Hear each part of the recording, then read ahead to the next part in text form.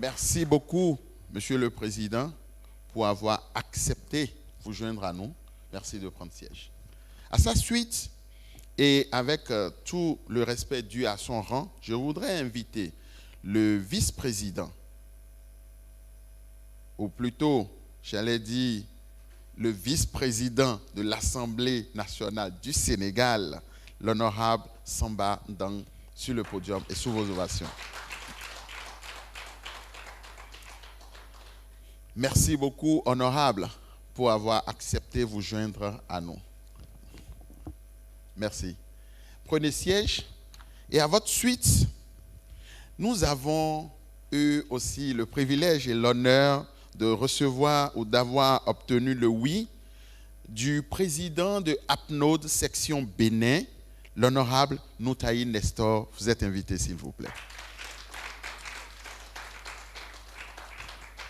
Merci beaucoup, honorable, pour avoir accepté de partager avec nous toutes vos expériences dans le renforcement des systèmes nationaux d'évaluation. À présent, je voudrais respectueusement, avec tout le respect dû à son rang, inviter l'honorable Olfa Choukri sous vos ovations. Elle nous vient de la Tunisie, oui. Et on a la chance de la voir également dans ce panel. Merci beaucoup, honorable. Veuillez prendre siège. Merci. Ouais. Merci. Voilà. Prenez siège, s'il vous plaît. Et comme je vous l'avais annoncé un peu plus tôt, nous ne saurons écouter seulement la voix des parlementaires dans un effort de construction du système national d'évaluation. Et à cet effet, nous avons fort heureusement reçu le oui du directeur général de l'évaluation et de l'Observatoire du changement social du Bénin, M. Abdoulaye Gounou, s'il vous plaît. Merci de nous rejoindre sur le podium. Voilà. Donc, M. Gounou, grand merci à vous. Voilà. Merci de prendre siège. Et permettez-moi de prendre siège à leur côté. Et pour commencer, vous avez sans aucun doute besoin de mieux les connaître. Et à cet effet, je vais d'abord inviter l'honorable Jérémy Adomao à bien vouloir se présenter à nous. Merci. Bonjour tout le monde.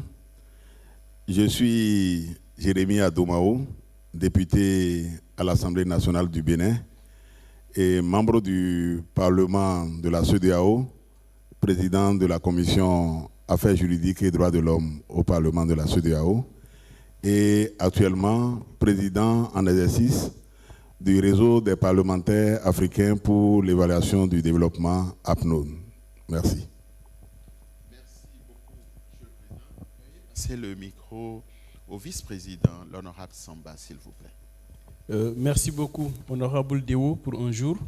Vous êtes notre collègue aujourd'hui et on vous le concède. On ne sera pas jaloux de notre honorabilité et de notre titre. Donc on vous prête ce titre pour un jour. Donc c'est honorable député Samba Ndang, donc vice-président de l'Assemblée nationale du Sénégal et président du réseau des parlementaires pour la protection de l'environnement au Sénégal. Merci. Merci beaucoup, Monsieur le vice-président. À présent, honorable Noutaï, s'il vous plaît. Oui, merci. Bonjour à tout le monde. Moi, c'est Noutaï Nestor. Je suis député à l'Assemblée nationale du Bénin. Je suis le président de la section APNOD de Bénin au niveau de l'Assemblée nationale. À l'Assemblée, je suis membre de la commission des finances et des échanges et anciennement évaluateur. Merci beaucoup. Merci, Monsieur le Président. Honorable Olfa, s'il vous plaît. Alors bonjour, moi c'est Olfa Choukri, je suis députée tunisienne, actuellement élue présidente Afrique du Nord pour Evidence, African Evidence Network, et reconnue parmi les 7 personnalités internationales les plus influentes sur les questions de développement par la République française. Merci beaucoup et félicitations pour cette distinction. Monsieur Gounou, s'il vous plaît. Moi, c'est Abdoulaye Gounou. Je suis le directeur de l'évaluation des politiques publiques et de l'Observatoire du changement social. Je suis sur ce panel pour porter la voix du gouvernement, de l'exécutif. Merci. Vous les connaissez suffisamment et sans plus tarder, nous allons essayer de rentrer dans le vif du sujet. Ce dont nous voulons discuter, c'est la contribution du réseau des parlementaires africains pour l'évaluation du développement APNOD au renforcement des systèmes nationaux d'évaluation. Et quand nous parlons de systèmes nationaux d'évaluation, 3 composantes majeures se dégagent. Dans le panorama actuel, nous avons le gouvernement et les acteurs qui travaillent dans ce sillage. Nous avons le Parlement et les acteurs qui travaillent dans ce sillage. Et nous avons enfin les organisations de la société civile. Mais si ces différentes entités existent par elles-mêmes, la mise en place du système national d'évaluation demande une interaction, demande une collaboration. Et pour commencer, donc, je voudrais demander au président APNOD, donc niveau africain, Monsieur le Président, dites-nous, votre réseau de parlementaires africains, comment est-ce que vous abordez la question de la contribution du renforcement des systèmes nationaux d'évaluation? Merci. Merci, monsieur le modérateur. Et chers tous, encore une fois, bonjour. Vous savez tous le rôle du parlementaire dans le développement d'un pays. Le parlementaire joue un rôle principal puisqu'il a l'initiative, au même titre que le gouvernement, de la prise des lois.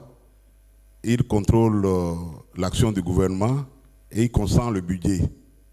Et donc, avec la rareté des financements et les multiples crises que le monde entier traverse depuis un certain temps, les parlementaires, il y a 11 ans, ont pris conscience de revoir un peu leur façon de fonctionner, que ce soit en termes des prises de loi, que ce soit en termes de contrôle de l'action du gouvernement.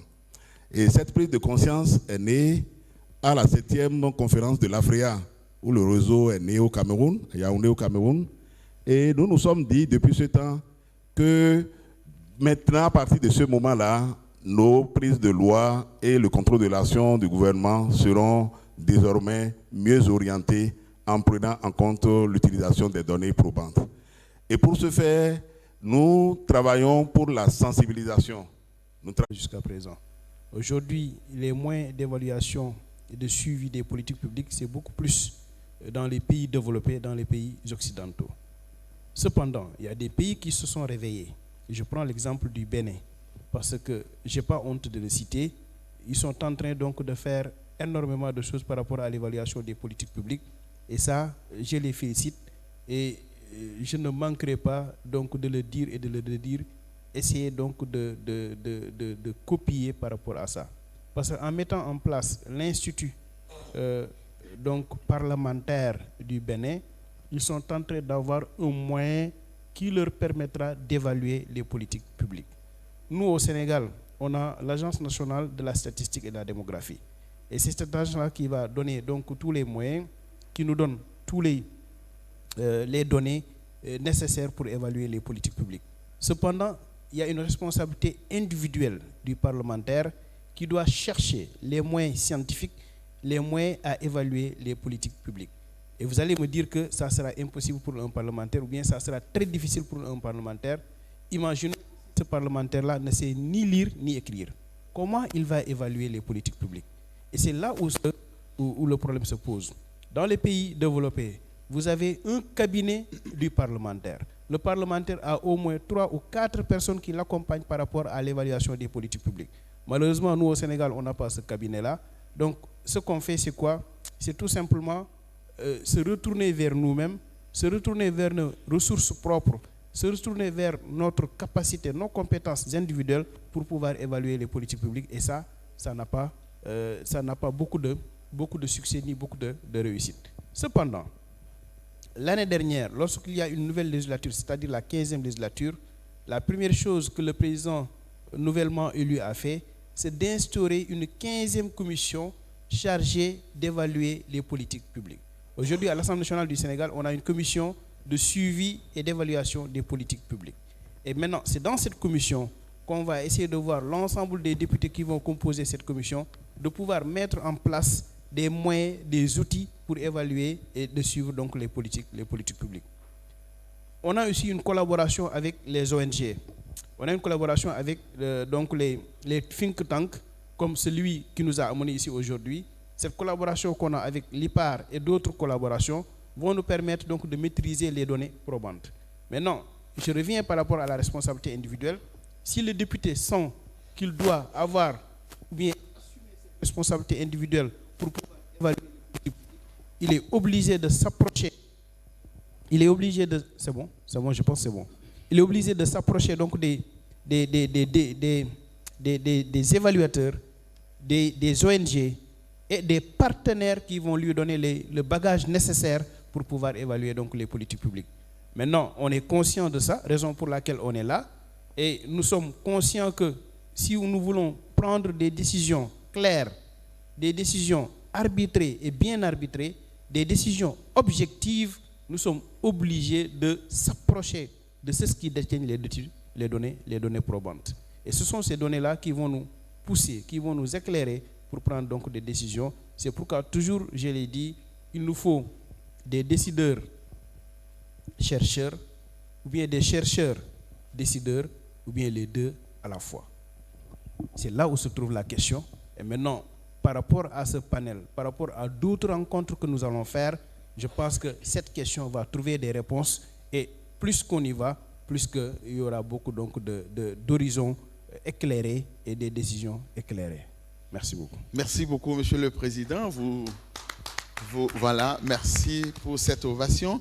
Et je vous vois nous ramener à une intersection, l'intersection entre la recherche, ceux qui savent produire et ceux qui ont besoin d'utiliser ces données probantes, ces résultats d'évaluation pour éclairer les lois qui doivent être votées.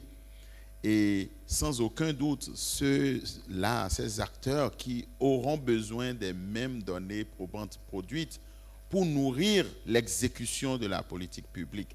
Merci pour cette remarque assez importante dans la construction d'un système national d'évaluation. Et les exemples que vous avez évoqués pour le Sénégal nous parlent. Les défis qui restent, on va les aborder un peu plus loin.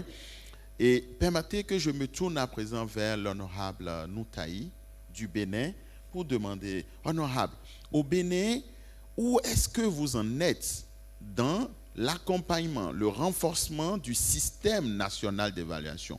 Que fait le Parlement du Bénin? Que fait APNOD Bénin? Monsieur le Président. Merci beaucoup. Merci à tous.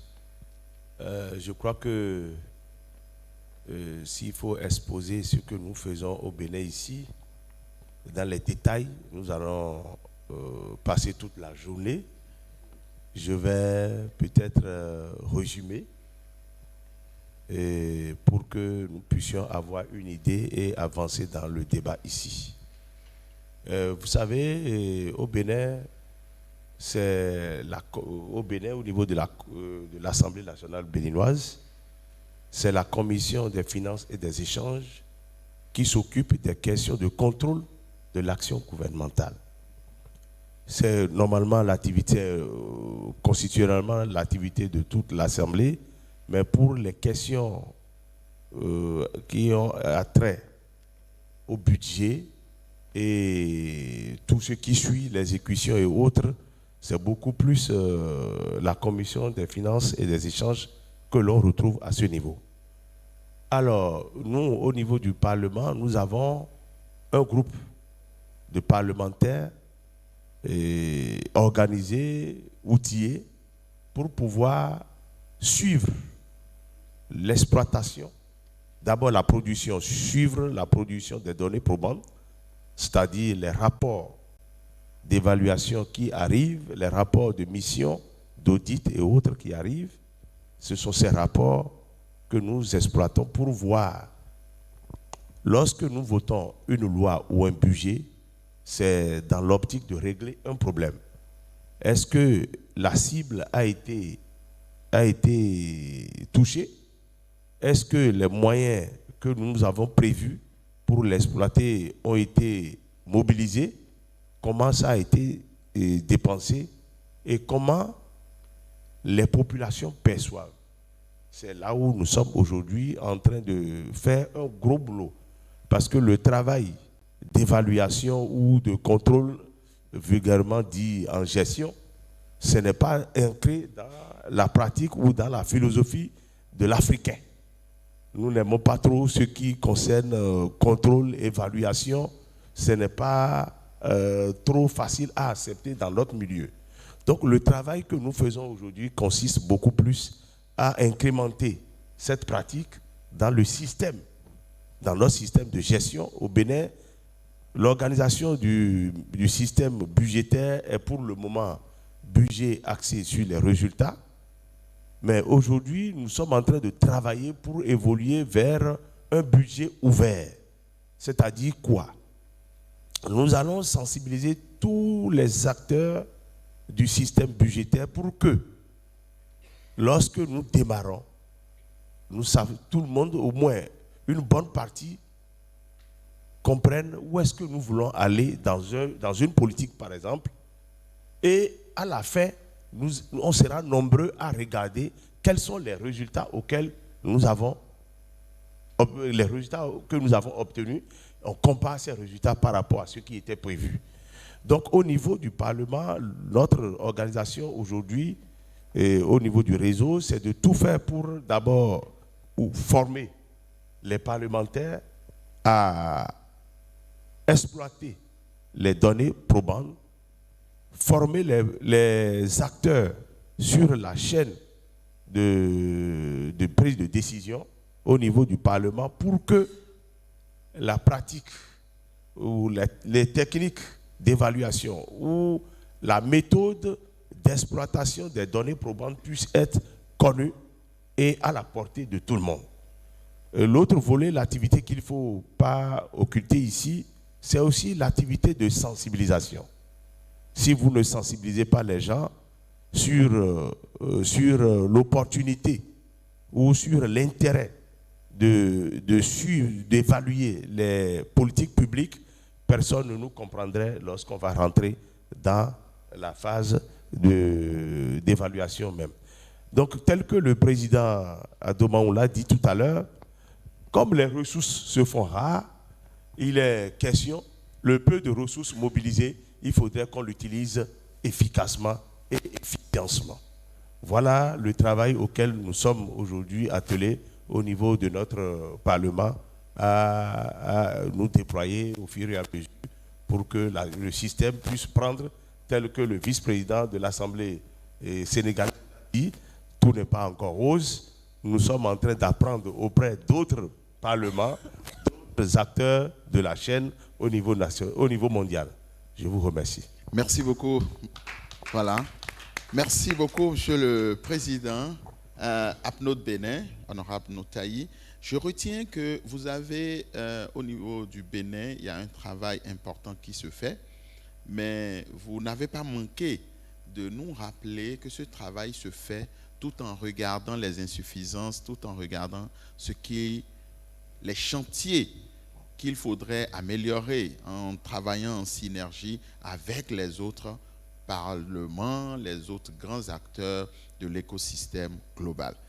Vous n'avez pas manqué non plus d'indiquer la place de ceux qui doivent accompagner les parlementaires dans l'appréciation de comment est-ce que les populations perçoivent les politiques publiques qui sont mises en œuvre.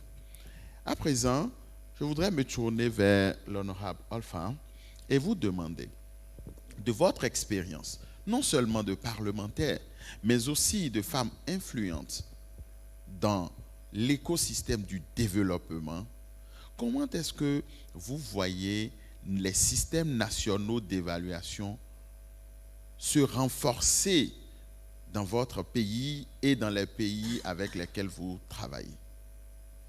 D'accord. Alors, je vous remercie. Je vais commencer par quelque chose de très simple et une expérience personnelle. D'abord, l'évaluation, c'est quelque chose qui fait peur aux politiciens, qui fait peur aux politiques, et qui est une arme à double tranchant, aussi bien pour les académiques que pour les citoyens. Tous les résultats qui peuvent être donnés peuvent être aussi bien utilisés pour vous que contre vous. S'il s'agit d'un échec, c'est l'échec du gouvernement. Donc le Parlement peut utiliser ça contre le gouvernement comme il peut utiliser ça pour renforcer le gouvernement. Et quand on ne comprend pas, on ignore l'assise académique objective, donc on peut l'utiliser en vain. Donc l'évaluation, d'abord, il faut une conscience de dire on doit pouvoir, dans le temps, évaluer une action. Il ne s'agit pas d'évaluer des personnes, il ne s'agit pas d'évaluer des visions de long terme, mais une action dans le temps. Et de par mon expérience parlementaire au sein de la Commission des finances, quand on va allouer un budget d'investissement public, que ce soit pour l'éducation, pour l'environnement, pour l'énergie ou autre, nous devons être capables, en tant que parlementaires et en tant que gouvernement, de voir l'impact de cette loi. Quel a été l'impact de manière directe sur une communauté, sur une commune, sur le gouvernement, mais surtout par rapport à un impact citoyen. Est-ce qu'on peut traduire ça, par exemple, un investissement dans la santé? Ça a permis de bénéficier combien de citoyens? Sur l'éducation, on a atteint telle performance de l'éducation, combien de personnes ont réussi au bac, l'intégration à l'université, quelle a été la qualité à laquelle nous avons pu atteindre. Donc ça, c'est une première chose, d'avoir des données probantes, objectives, d'avoir des données qui sont accessibles à tous. Donc aussi bien, je dirais, au ministère de tutelle, aux personnes qui sont en charge des projets qu'au gouvernement. Et que ces données soient les mêmes. Parce que souvent, ce qui se passe, c'est qu'on va mener une enquête sur terrain, et on sait comment ça marche en Afrique. On va mener l'enquête terrain, on peut ramener des gens qui ne sont pas de votre commune et qui vont dire, nous, on n'a pas bénéficié de ce budget et donc ça n'a pas marché. Et on va rentrer dans des chasses aux sorcières, dans des corruptions inutiles, alors que ce n'est pas du tout le but de l'évaluation. L'évaluation va donner des résultats qui vont mettre en évidence là où il faut agir pour changer les choses. Et c'est ce qu'il faut retenir. Cette objectivité, on l'a à partir de la science, des sciences économiques, sociales, d'une assise objective et scientifique. Troisième chose qui est importante, nous sommes dans un monde de transformation où, qu'on le veuille ou non, toutes les informations, les données circulent sur les réseaux sociaux. On vit tous sur Facebook, LinkedIn, X et autres. Donc aujourd'hui, cette accessibilité en tant que citoyen, si j'ai besoin de voir l'information, je vais la voir et je vais l'interpréter à bon escient ou à mauvais escient. Si on renforce l'institution, aussi bien parlementaire que gouvernementale, d'évaluation, on va donner l'information qui sera la même et qui sera objective et qui sera sujet à interprétation pour construire et non pas nuire. Et c'est ce qui est important. Donc il faut l'accessibilité à l'information, il faut l'innovation qu'on ne va pas chercher dans les rapports, dans les thèses de doctorat, tout ce qui est encore enfoui dans les tiroirs et que personne ne va lire. Il y a une manière de vulgarisation et de communication. Et deux, il faut que ça soit dans la durabilité. Il ne faut pas qu'il y ait des études ou des enquêtes qu'on va mener qui ne vont pas être dans le temps. Et donc on va faire l'éducation parce qu'aujourd'hui, ce qui nous intéresse, on a plus de 50%, c'est les filles qui sont touchées par l'éducation, par le chômage des diplômés. Et donc on va mener une enquête spécifique, mais on n'aura pas dans le temps quelque chose de durable. Et donc pour conclure, je dirais, on a besoin d'innovation pour une instantanéité. Et donc on a des dashboards, des tableaux qui vont aider à une prise de décision consciente. On a un budget citoyen, c'est un budget qui sera ouvert et simple à lire à tous, quel que soit le niveau d'éducation. Et on a une durabilité, c'est un travail d'évaluation sur le long terme qui permettra aux preneurs de décisions, aussi bien dans le gouvernement, dans le privé, dans le public, de prendre les bonnes décisions pour atteindre une vision commune, inclusive et de développement durable. Merci. Merci beaucoup, honorable Olfa. C'est toujours un plaisir de vous écouter et de noter que de vos propos, vous nous rappelez que dans la perspective de construire les systèmes nationaux d'évaluation, nous avons besoin de garder à l'esprit l'importance d'une évaluation objective, sous-entendant alors l'utilisation d'outils scientifiques, et que cela permettra d'aller vers l'utilisation de données pour construire et non pour nuire à l'une ou l'autre des parties. Et pendant qu'on fait ce travail, de garder à l'esprit l'importance de la durabilité, non seulement du dispositif, mais également des décisions qui sont prises. Et cela est un élément d'autant plus important que vous chutez par l'orientation d'un système national d'évaluation qui va vers le budget citoyen, de type citoyen. Et ça me permet de faire la transition vers celui ou la voie qui ici représente les expériences, non seulement du gouvernement du Bénin, mais également par le travail qu'il fait avec les autres gouvernements du continent. Monsieur Gounou, dites-nous, que fait le gouvernement du Bénin et de votre expérience, que font les autres gouvernements pour aider à bâtir des systèmes nationaux d'évaluation? Merci. Merci beaucoup, Déo. C'est important que vous insistiez à toutes les fois que vous prenez la parole sur le système national d'évaluation. Parce que le système national de l'évaluation se distingue de la pratique évaluative en tant qu'activité dans un pays. Et donc, parce qu'il s'agit de système, il s'agit d'institutionnalisation, il s'agit d'un processus de développement de ce système. Alors, par la pratique sur le continent et à l'international, et à travers les revues de littérature, on retient globalement 3 façons de promouvoir l'institutionnalisation de l'évaluation dans les pays. La première façon, c'est de faire porter ce mouvement par l'exécutif dans un pays. La deuxième façon, c'est de faire porter ce mouvement par le Parlement dans les pays. Et la troisième façon, c'est de faire porter ce mouvement par les organisations de la société civile et de façon particulière les sociétés d'évaluation dans les pays. Il y a des exemples dans le monde par rapport à ça. Pour ce qui est du Bénin, le mouvement d'institutionnalisation de l'évaluation est porté par l'exécutif. Au Maroc, au Sénégal, c'est plus visible parce que c'est plus visible du côté de la société civile. Plus personne ne présente Sénéval sur le continent africain. Nous travaillons pour que l'État sénégalais emboîte ce mouvement qu'a enclenché sa société civile, en l'occurrence Sénéval, qui est la société sénégalaise de l'évaluation. C'est important de faire cette précision. La deuxième précision qu'il est important de faire quand on est dans ce type de débat, c'est de distinguer l'évaluation perçue comme une fonction au sein des administrations, qu'elles soient parlementaires ou exécutives, que d'une activité où on met en œuvre un programme, un projet, et à la fin, on l'évalue et on dépose le rapport. C'est totalement différent.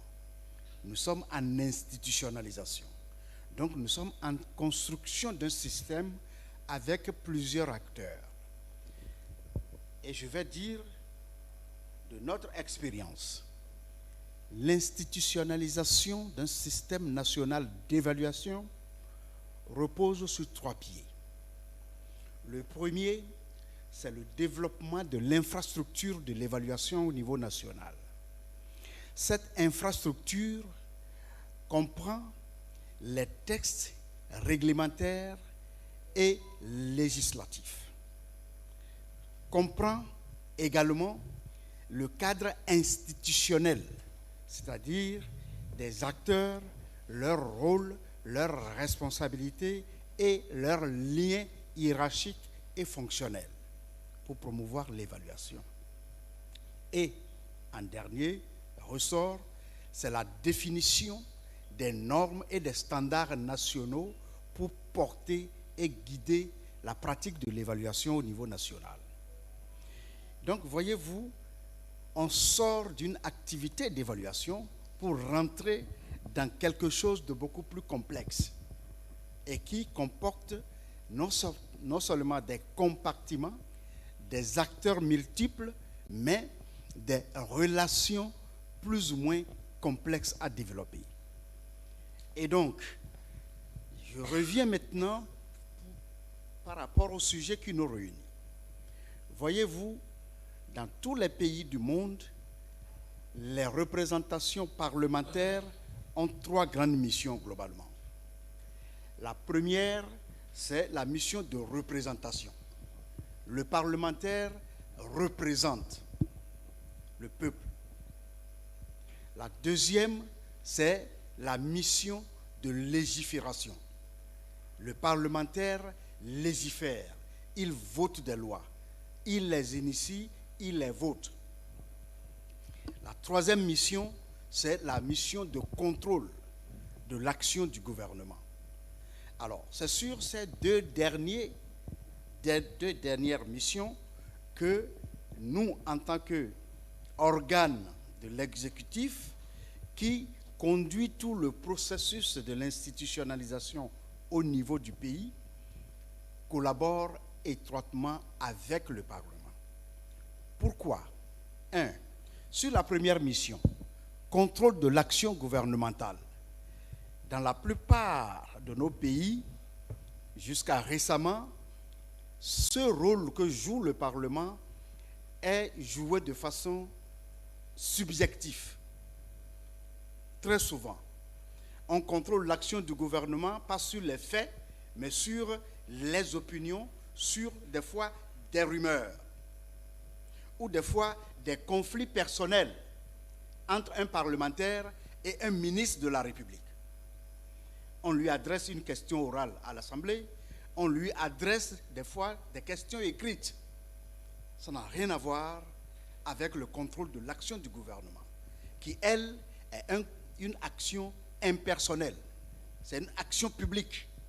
Et donc, le contrôle doit être un contrôle, je n'allais pas dire citoyen, parce que c'est des parlementaires, donc c'est un contrôle parlementaire impersonnel. Ce n'est pas le cas souvent.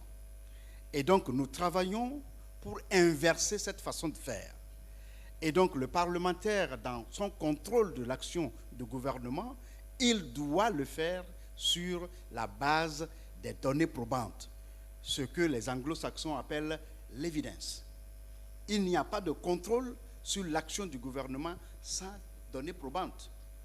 Et donc, pour que le parlementaire manie et utilise à bon escient les données probantes, il faut que le parlementaire soit au parfum de comment la donnée probante est produite, de comment on peut traiter la donnée probante, qu'est-ce qu'on peut en tirer pour contrôler l'action du gouvernement. Et nous, au niveau du Bénin, nous faisons ce type de travail avec les parlementaires. Soit au passage, sur un parlement de plus de 100 membres, l'évaluation a environ 35 champignons parlementaires. C'est la preuve que nous avons développé une synergie avec les parlementaires. L'autre chose qui est important de dire dans ce débat, c'est par rapport au deuxième élément dont j'ai parlé, la légifération. Vous ne pouvez pas asseoir une infrastructure de l'institutionnalisation de l'évaluation qui repose sur des tests qu'il soit réglementaire ou législatif, sans que vous travailliez étroitement avec le parlementaire. Mais pour que le parlementaire accompagne le processus, c'est que le parlementaire est au courant de la chose évaluative. Qu'est-ce que c'est que l'évaluation? Et nous avons passé du temps à faire de la clarification sémantique pour que les tensions s'apaisent. Nous, évaluateurs, je le dis et je le répète souvent, nous ne sommes pas des inspecteurs du ministère de l'économie et des finances. Nous ne sommes pas des contrôleurs du ministère de l'économie et des finances. Nous ne sommes pas non plus des auditeurs du ministère de l'économie et des finances. Nous sommes des accompagnateurs du management public. Donc nous questionnons pour savoir qu'est-ce qui a fonctionné, qu'est-ce qui n'a pas fonctionné. Et si ça n'a pas fonctionné, comment on se prend pour que ça fonctionne. Donc, sur ces questions, on met tout le monde à l'aise. Ceux qui sont réfractaires à l'évaluation, il faut faire cette clarification sémantique pour apaiser les suspicions. Et c'est ce travail que nous faisons. Et je terminerai pour dire, l'évaluation, les données d'évaluation, pour être utilisées par l'ensemble des acteurs du système, il y a au moins 3 conditions. La première, c'est la transparence dans le processus de développement ou de production de ces données. La deuxième, c'est l'indépendance qui a été observée dans la production de ces informations. Et la troisième, c'est toute l'éthique qui a été mise là-dedans. Si vous réunissez ces conditions, il n'y a pas de raison qu'un parlementaire n'utilise les données d'évaluation, les données de recherche pour contrôler l'action du gouvernement. Et c'est à cela que nous nous attelons dans notre collaboration avec les parlementaires au niveau du Bénin. Merci beaucoup. Ça, évidemment, vous n'avez pas été invité dans ce panel par hasard. C'est quand même la synthèse de plusieurs années de travail acharné, non seulement au niveau national, au niveau du Bénin, mais également sur le continent. Merci, M. Gounon, pour ces éléments partagés avec nous. Et je synthétise en indiquant que vous projetez un système national d'évaluation comme étant l'interaction de plusieurs acteurs. Et en faisant le lien avec les éléments de l'honorable Olfa, la durabilité importe, raison pour laquelle il faut travailler à l'institutionnalisation. Ce qui nous permet de distinguer l'évaluation comme étant une activité ponctuelle en lien avec un projet mis en œuvre de la fonction évaluative. Et donc le système, ou tout système national d'évaluation, on pourrait même faire l'extension, le système continental de l'évaluation dont nous parlons, s'inscrit dans la définition de l'évaluation en tant que fonction et non en tant qu'activité. Et vous avez rappelé que pour que cela se fasse, il faut disposer de textes réglementaires. Et c'est là où le rôle des parlementaires est important. Et parce que les gouvernements travaillent dans ce sens, la collaboration demande que l'on se comprenne dans les langages, les définitions, afin de distinguer ce qu'est l'évaluation de ce que ça n'est pas. Et une fois que ce travail aura été fait, s'assurer non seulement de ce que l'on appellerait l'indépendance, la qualité, et les honorables qui vous ont précédé l'ont mentionné, mais prendre aussi en compte l'éthique.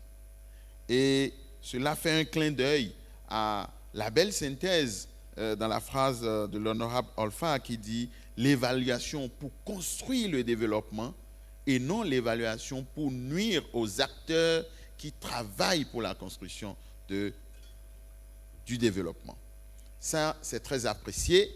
Et pendant que nous avons à présent fini le tour de parole avec l'ensemble des distingués panélistes, je voudrais vous inviter, s'il vous plaît, à leur faire une ovation bien nourrie, qui donc signale l'ouverture de la deuxième partie de ce panel. C'est celle dans laquelle vous avez l'opportunité de leur poser vos questions.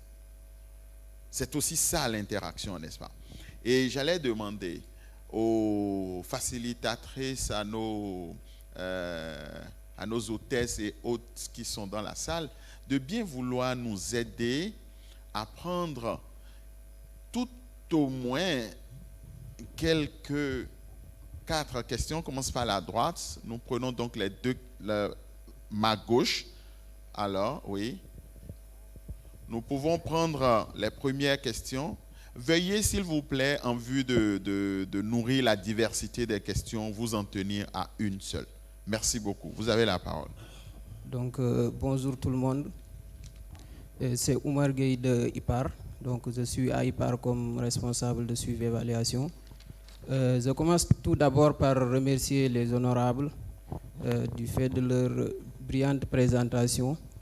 Et ma question, c'est l'Assemblée nationale, lorsqu'elle évalue le projet ou bien la politique publique, ce n'est pas comme une ONG, la société civile ou bien un think tank qui fait une évaluation. Donc, l'Assemblée nationale évalue les politiques publiques juste pour animer la démocratie participative. Et j'aimerais poser juste une question, c'est comment le député ou bien le parlementaire qui avait autorisé jadis le gouvernement à exécuter un budget viendra demain pour évaluer le même budget qu'il a défendu. Et quelle sera la place de l'éthique dans l'évaluation parlementaire? Merci. Merci beaucoup pour votre question. Oui, le suivant. On va prendre ici et ensuite, et voilà. Une question, s'il vous plaît. Merci. Merci beaucoup. Je suis Naïsé Naboudjouf. Je suis chercheur à Mastercard Foundation. Alors, j'avais plusieurs questions, mais je vais peut-être en limiter à 2, si vous permettez. Pourquoi pas? Merci beaucoup. 2 en une.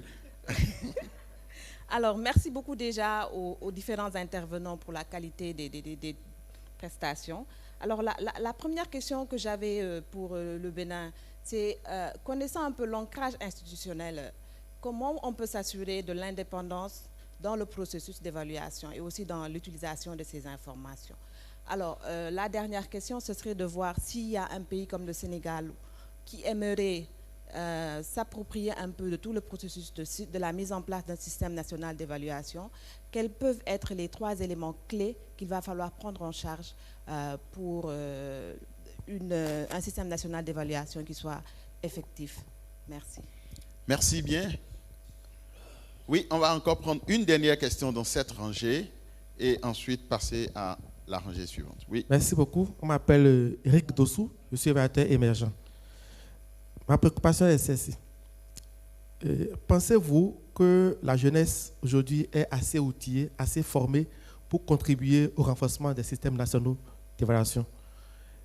Sinon, comment l'APNOD ou l'Institut parlementaire du Bénin peuvent accompagner donc, les jeunes à renforcer leur capacité? Merci. Merci, cher Eric. À présent, veuillez vous tourner vers la deuxième rangée. On peut commencer par l'arrière. Oui, ensuite, il semble qu'on a 2 voix de femmes qu'il serait bon d'écouter d'abord. Merci. Okay. Merci, Ali Nanakassé du Mali. Je remercie l'ensemble des panélistes. Je reviens à ce que l'honorable vice-président de l'Assemblée nationale du Sénégal a parlé, du rôle entre chercheurs et décideurs. Maintenant, le défi et la question est de savoir comment établir cette passerelle entre décideurs et chercheurs. Merci. Merci. Merci bien pour votre question. Veuillez venir devant, madame. Il y a une participante. Merci. Ok, bonjour. Moi, c'est Aminata Traoré de l'Institut national de la statistique du Mali. Donc, ma question s'adresse au dernier intervenant. Et vu que vous avez dit que vous êtes en train de travailler pour que le Sénégal puisse avoir un système national d'évaluation à hauteur de souhait.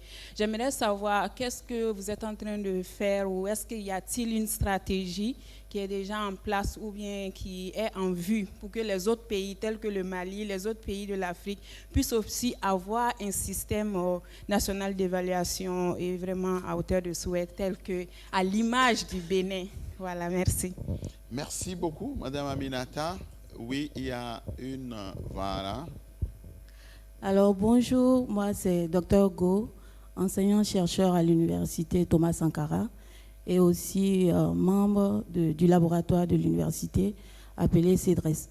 Alors, je voudrais avoir votre avis. D'abord, vous remercier aussi pour votre brillante présentation aux chers honorables et avoir votre avis en fait sur une affirmation, bien sûr, du président Donald Trump qui dit que les énergies renouvelables sont en fait une arnaque pour les pays du Sud. Alors, cette affirmation, est-ce que c'est basé sur des données probantes? Et si les projets concernant donc ces énergies propres et renouvelables en Afrique qui sont mis en œuvre, est-ce que c'est régulièrement évalué de sorte qu'on puisse voir est-ce que ces installations ne sont pas budgétivores pour le gouvernement? Est-ce qu'il y a réellement, n'est-ce pas, un retour sur investissement? N'est-ce pas? Merci beaucoup. Merci pour votre question.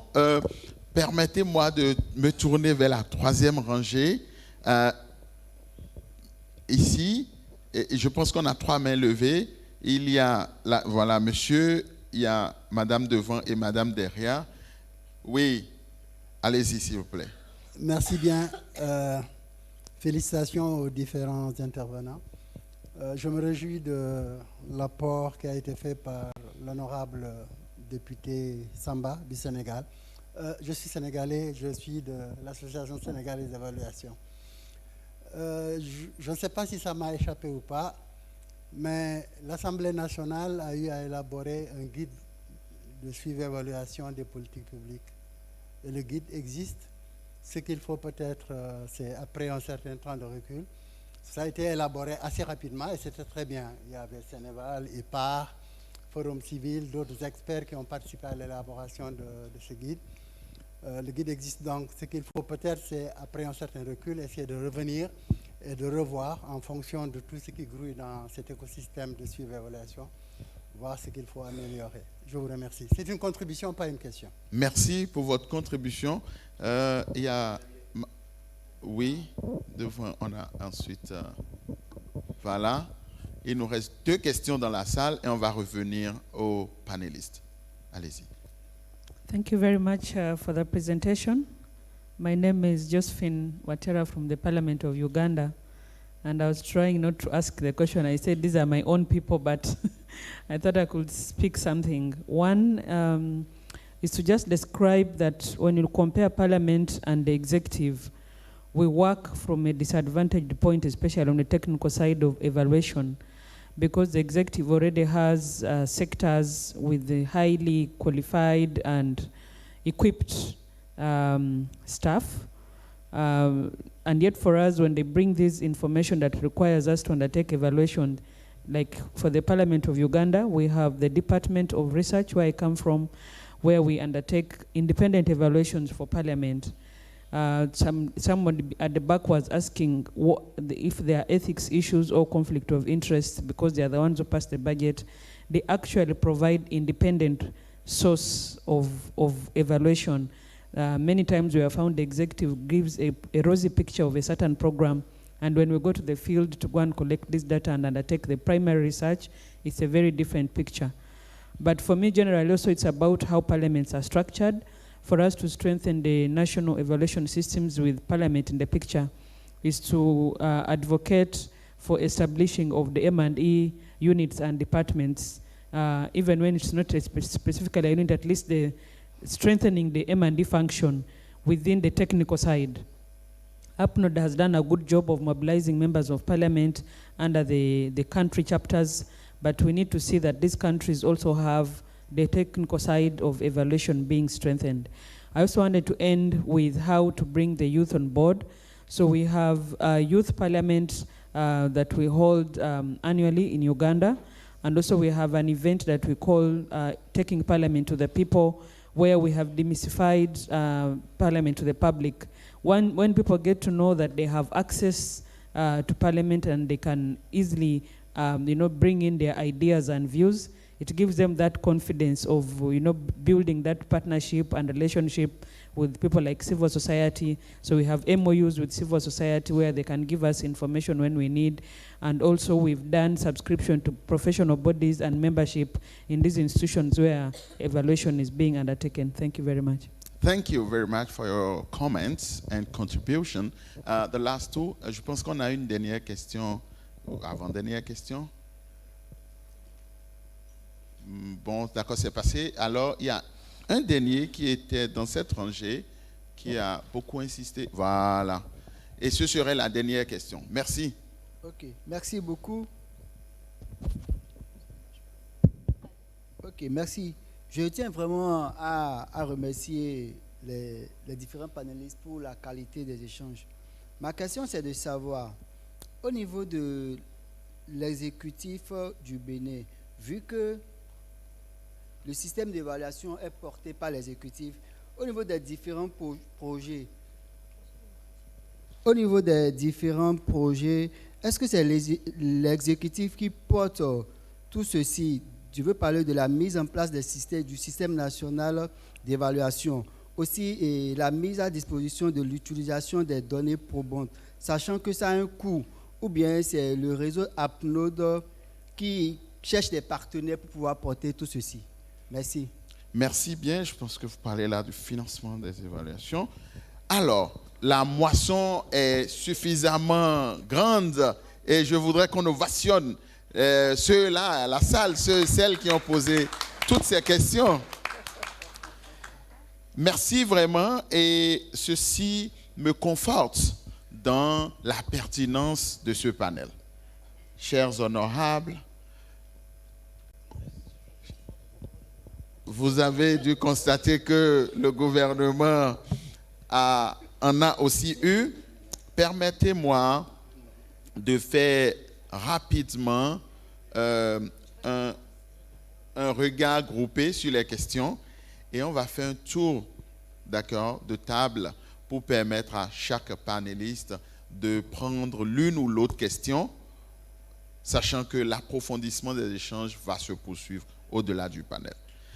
Bien, nous avons au nombre des questions et commentaires un élément sur la place de l'éthique dans l'évaluation parlementaire. Ensuite, comment est-ce que nous assurons l'indépendance des processus d'évaluation et de l'utilisation des données probantes? Est-ce qu'on peut mentionner, faire cas de 3 éléments pour asseoir un système national d'évaluation? Quelle est la place de la jeunesse dans la construction des systèmes nationaux d'évaluation? Et en quoi est-ce que les instituts parlementaires ou leurs équivalents peuvent contribuer à renforcer les capacités des jeunes? Quelle passerelle pourrait-on établir entre les décideurs et ceux-là qui produisent les données probantes et qui doivent aussi aider à l'utilisation de ces données probantes? Qu'est-ce qui se fait pour aider les pays qui n'ont pas encore de système national d'évaluation en place pour qu'ils entament aussi la marche vers la construction de leur système national d'évaluation? Est-ce que vous avez d'avis à donner sur des affirmations telles que les énergies renouvelables sont une anarque ou d'autres affirmations en faisant un lien avec les données probantes? Est-ce qu'elles sont basées sur des données probantes?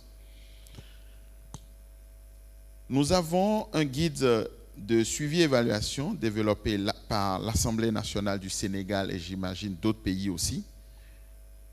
Que faire pour promouvoir l'actualisation et l'utilisation de tels guides dans les systèmes nationaux d'évaluation? Les parlements n'ont pas toujours de capacité technique pour évaluer, comparé au gouvernement qui disposent de suffisamment de ressources humaines qualifiées. Est-ce que l'APNOD ou les autres pays ne devraient pas se soutenir pour la mise en place ou le renforcement des capacités techniques à accompagner les parlements? Ne faudrait-il donc pas faire plus de place aux jeunes pour leur accessibilité au Parlement? Et pour finir, en matière de financement de l'évaluation, quelle est la place, le rôle de APNOD, du gouvernement, des autres acteurs du système national ou des systèmes nationaux d'évaluation? Autant de questions pertinentes, et j'allais proposer de laisser 2 minutes à chacun de nos panélistes au regard de l'heure qu'il est pour nous indiquer ou nous dire quel élément de réponse ou contribution avez-vous à apporter. Et cette fois-ci, je vais commencer avec M. Abdoulaye Gounou. Merci. Très bien. Merci beaucoup, M. Déo. C'est toutes des questions pertinentes. Mais la première qui porte sur l'indépendance des processus évaluatifs doit s'inscrire dans le système national d'évaluation. Au Bénin, l'expérience que nous sommes en train de conduire fait que nous sommes dans un système très démocratisé. Le système national de l'évaluation au niveau du Bénin regroupe globalement 7 grandes familles d'évaluateurs. La première famille, c'est le gouvernement. Et le gouvernement a 22 ministères, plus 77 gouvernements locaux. Voilà la première famille de notre système national d'évaluation. La deuxième famille, c'est les corps de contrôle.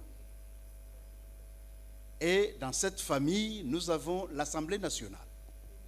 Nous avons la Cour des comptes, nous avons les différentes inspections de l'État. Nous avons l'université ou les universités, ou si vous voulez, le monde universitaire, qui fait partie intégrante du système, de l'écosystème. Nous avons les organisations de la société civile qui font partie de cet écosystème. Et autant que je suis en train de les citer, vous comprenez qu'ils ont tous vocation à conduire des évaluations. L'université a vocation à conduire des évaluations. Oui, les parlementaires, c'est pas moi, le gouvernement, les organisations de la société civile. Alors, qu'est-ce que nous faisons, nous, au niveau du gouvernement?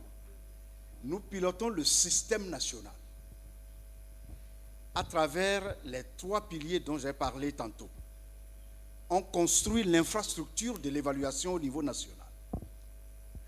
On développe les normes et les standards en matière d'évaluation au niveau national.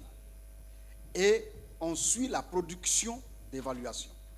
À partir de ce moment, vous comprenez que chacune des familles est à même de conduire, d'entreprendre des évaluations. Et nous regardons de quelle manière chaque acteur respecte les règles établies. C'est ça. C'est tout simplement ce que nous faisons. Donc, les parlementaires peuvent utiliser les évaluations conduites par les organisations de la société civile, par le gouvernement lui-même, par le Parlement lui-même, par les mondes universitaires. Mais nous, notre structure, la Direction générale de l'évaluation, qui organise ou qui anime l'ensemble de ces acteurs, ne travaille que sur 3 dimensions que j'ai répétées. Et je vais répéter encore. On établit les règles de jeu. Et on va s'assurer que chaque acteur respecte les règles de jeu. On établit les normes et les standards en matière d'évaluation et de production de rapports d'évaluation. Et nous contribuons au renforcement de capacités au niveau national. Donc à partir de ce moment, nous ne sommes pas les patrons des évaluations. Elles ne viennent pas de nous. Et donc, à partir de ce moment, l'indépendance est assurée. Parce que ce n'est pas nous qui conduisons les évaluations. Vous définissez Nous le définissons cadre, les cadres. Et les gens évoluent. Bien, je vais prendre une autre question du jeune homme qui dit que qu'est-ce que nous faisons pour la jeunesse, pour qu'elle s'intègre dans le système. Ce que nous faisons, et je regarde la jeunesse, ce que nous faisons au niveau du gouvernement, c'est que premièrement, nous avons défini des curricula en matière de renforcement de capacité. Et nous travaillons avec les universités pour dérouler ces curricula. Nous en avons 2 aujourd'hui. Une maîtrise en évaluation à notre École nationale d'administration. Nous avons 2 certificats. Un certificat en analyse des politiques publiques et évaluation. Et un certificat en évaluation d'impact qui sont portés par les universités. Pourquoi les certificats? Il y a des professionnels en évaluation qui ne peuvent plus aller s'asseoir pour faire un master en évaluation. Ils sont déjà professionnels. Ils ont besoin de qualifications certifiantes pour soumissionner les différentes compétitions. Donc nous avons ces 2 certificats. Je vais terminer par le financement. Le financement, le gouvernement ne peut pas prendre tout le financement de toutes les évaluations au niveau national. Ça n'est pas possible. Mais par contre, le gouvernement vient de se doter, le pays vient de se doter d'une loi sur la planification du développement et sur l'évaluation des politiques publiques. Il y a près de 3 ou 4 articles de cette loi. Les parlementaires qui l'ont accompagné, qui l'ont voté, ils peuvent largement revenir là-dessus. Ces articles définissent comment au Bénin on finance les évaluations désormais. Et avec cela, nous allons augmenter la production des évaluations. J'ouvre une petite fenêtre pour dire que dans cette loi, chaque projet, chaque programme, chaque réforme qui est engagée au niveau de l'État et au niveau de toutes les structures de l'État doit prévoir environ 2 à 5% du budget, n'est-ce pas, du projet, du programme ou de la réforme pour servir de l'évaluation de cette initiative en fin de réalisation. Et nous travaillons pour nous doter d'un fonds national de l'évaluation, donc qui viendra compléter ces réserves de crédit que nous faisons sur chaque initiative. Et nous travaillons avec des partenaires qui sont dans la salle au niveau sous-régional, au niveau de la commission de l'UEMOA, pour doter de la commission de 2 instruments importants. Le premier, c'est une directive régionale pour faire de l'évaluation un critère de convergence dans la sous-région. Deuxièmement, mettre en place un fonds pour l'évaluation au niveau de la commission que nous souhaitons domicilier à la Banque ouest-africaine de développement. Voilà. Comme ça, les pays ne peuvent pas dire on n'a pas l'argent, c'est pour ça qu'on ne fait pas l'évaluation. Merci. Je crois que cet élément de réponse est au regard de l'attention que la régie me demande de porter à l'heure et aux autres activités. Permettez, chers honorables, que je vous invite non seulement à prendre 1 minute pour essayer de répondre à une question et en faire votre mot de conclusion. Merci beaucoup. Honorable Alpha. Alors, merci à tous parce que vous avez été très inspirés pour poser plein de questions. Moi, je vais résumer en disant le mot-clé, c'est institutionnalisation. Alors, pourquoi un institut? Pour garder une indépendance et pour pérenniser la mémoire des institutions. Un parlementaire est là, mais un parlementaire n'est pas là à vie. Il y a des choses qui vont changer, des politiques, des partis. Et donc, institutionnaliser l'évaluation est important pour les prises de décision. Deuxième chose qui est importante, qu'il n'y ait pas des instituts, on va retomber dans la même chose, c'est encore une unité publique, encore une bureaucratie, plein de choses. alors mettez de l'innovation, s'il vous plaît. Une innovation dans la manière de faire et une nouvelle infrastructure pour une information accessible à tous et indépendante. Troisième chose, tout le monde parle d'intelligence. Alors moi, je vais vous dire, gardez en tête 3 choses importantes quand on parle d'évaluation. Il y a une intelligence sociale à garder en tête. Il y a une intelligence émotionnelle, parce qu'on va toucher le citoyen, on va toucher les personnes. Et troisième, mettez de l'intelligence artificielle pour être un peu plus productive et innovant. Donc, bravo à tous. Je sais qu'il y a plusieurs cas pratiques dans les pays et il y a les meilleures pratiques que nous pouvons mettre en place sur le continent africain. Et je crois que c'est la jeunesse qui va prendre ce flambeau pour mettre en exergue toute forme d'intelligence. Merci beaucoup, honorable, pour ce mot, Président. Merci. Je vais dire 3 ou 4 choses et vous allez voir quelques éléments de réponse à travers ces choses. La première, au niveau de APNOD, nous faisons la sensibilisation pour que tous les parlementaires et les parlements prennent conscience de l'utilisation des données probantes, que ce soit dans la prise des lois que du contrôle de l'action gouvernementale. La deuxième, nous accompagnons nos différents pays dans l'institutionnalisation de l'évaluation en réglant le volet légal et institutionnel. Cela passe par la prise d'une loi sur l'évaluation, comme cela a été dit pour le cas de Bénin par le directeur Gounou. Cela passe aussi par la constitutionnalisation pour certains pays. Cela passe par la mise en place d'une commission permanente ou ad hoc au niveau du Parlement. La troisième chose, c'est permettre au Parlement même de faire la commande de l'évaluation. Nous avons le cas déjà en Afrique pour la Côte d'Ivoire où chaque année, les parlementaires définissent soit 6 ou 10 politiques publiques sur lesquelles le Parlement même va commander directement les évaluations pour apprécier si cette politique-là, il faut encourager le gouvernement à les continuer, à les améliorer ou à mettre un terme à cette politique. Cette culture, nous voulons continuer à la faire dans tous nos parlements pour améliorer les politiques publiques. Il y a une question sur décideurs et chercheurs. Le véritable problème est là. Nous sommes des parlementaires, nous sommes des utilisateurs de ces données probantes. Mais il faut des gens pour les produire. Et il faut les gens pour nous identifier où se trouvent ces données. Et je pense que c'est le rôle principal des chercheurs et il faut faire un lien entre maintenant ces chercheurs et les utilisateurs que nous sommes, les parlementaires que nous sommes.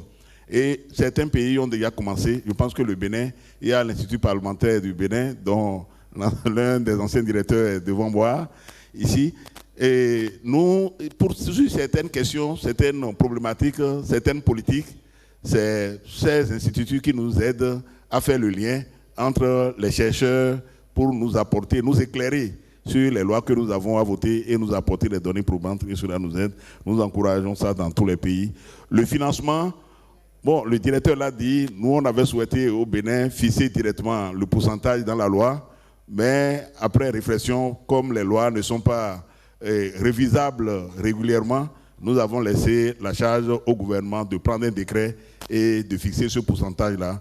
Et donc tout programme, pour toute politique publique initiée doit être accompagné de son financement qui doit faire un pourcentage que le gouvernement va définir à travers un décret. Au niveau de l'APNOD, la façon dont nous fonctionnons, nous sommes en partenariat actuellement avec Clear pour la mise en place d'un guide pour le contrôle du budget à travers l'utilisation des données probantes. Et nous avons déjà fait une première séance de prévalidation de ce guide.